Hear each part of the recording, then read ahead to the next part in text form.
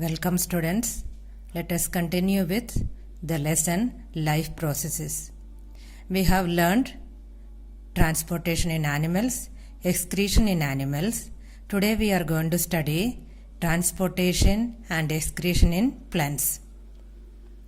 Even though you may think plants are rooted, what is this transportation and what is there to excrete? So you may think, but plants also having these two systems, but not so well developed like in the case of animals.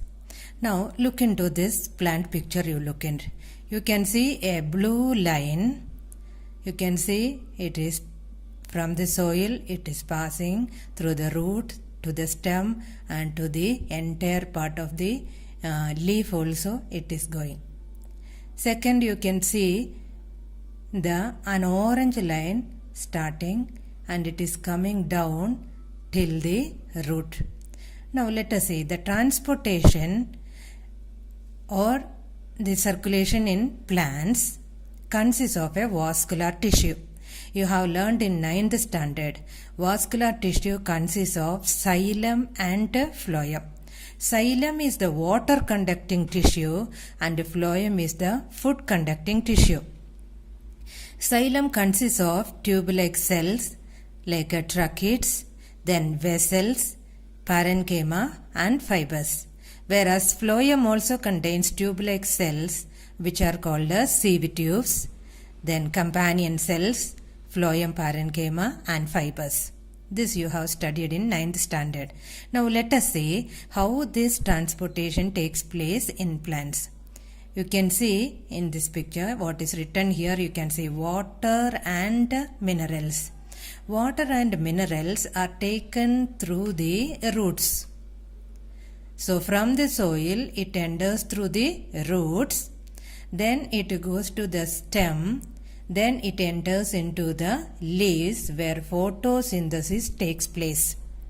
So through the root xylem to the stem as well as to the leaves, the water and minerals are taken and plants perform photosynthesis using carbon dioxide also from the atmosphere through the stomata.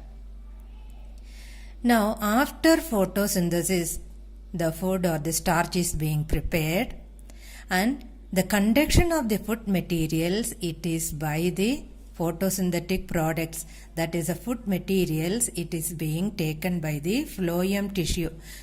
That is in orange color it is given. So the phloem tissue from the leaves, it will be taking the food materials and it is downward translocation, downward transport. Food materials should be available for all the parts of the plant. So it enters into the flowers, it enters into the stem and it enters into the roots. And the excess food is being stored in the form of grains, fruits, vegetables, in all these ways that is available for the consumption of human beings. So now this is what is the transportation of water and minerals, and the food takes place through the tissues called xylem and phloem.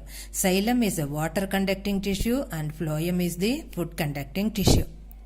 Now let us see the excess water if it is present. You can see in front of you a picture is here, picture of a plant is here. Water is absorbed by the roots and what is needed for photosynthesis and other metabolic activities, it is being utilized, and the excess water, you can see blue vapors you can see coming out. So through the stomatal pores, the excess water is evaporated out. This process is called a transpiration. This is also a kind of transportation, that is the water which is absorbed through the roots. After using for all metabolic activities, excess water evaporates out through the leaves. This process of evaporation of water through the leaves is what is called a transpiration. This is also a form of transportation. So these are the three ways by which transportation takes place in plants: through the xylem, through the phloem, and through the leaves. In the form of water vapor, water is getting evaporated. That is called the transpiration. Now let us see the last unit to study. So the plants are preparing their own food, and is there any excretory products, unwanted materials are there or not?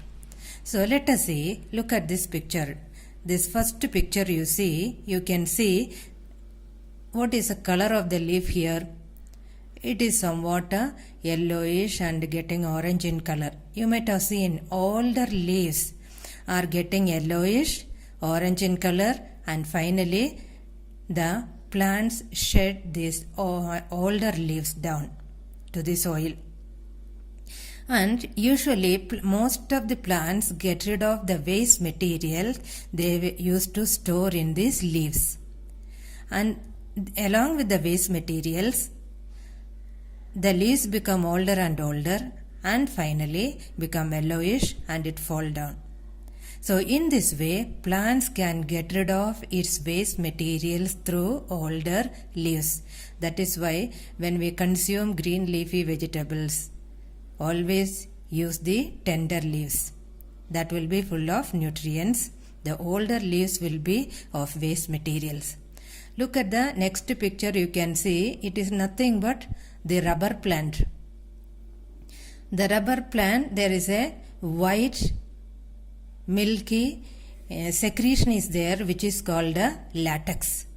It is used to produce rubber products. It is nothing but a waste product from the plant. So in this way, the rubber plant removes its waste products in the form of latex.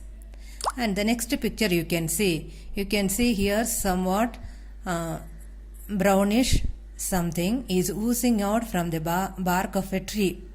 So these are nothing but the gums and resins, which are the excretory products produced from the plants. It is of no use to the plants. It will be excreted out through the bark of a tree. So gums and resins, other excretory products. Now lastly, that is excess water, that is can come out in the form of droplets through the leaves also. So this also an excretory product from the plants, just excess water. So if more water is there in the form of droplets, it will be coming out. Along with that, any other like alkaloids, anything is there, it will be coming out. So in this way, these are some of the ways by which the plants get rid of their waste materials.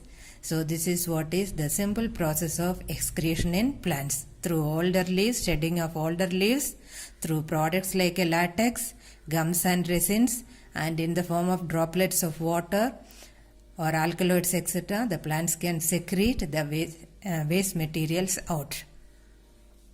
So the allotted portion for this year over for the chapter life processes. You have to study circulation or transportation, and you have to study excretion. And the diagrams important for exam point of view is structure of human heart and excretory system, nephron. Nephron, you see excretory system you can see, nephron structure you can see, human heart I already explained.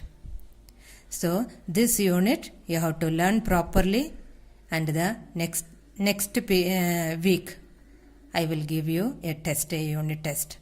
So learn properly, practice the diagrams. Which are the diagrams to practice? Nephron diagram, excretory system diagram, and human heart diagram you practice properly. Thank you, children.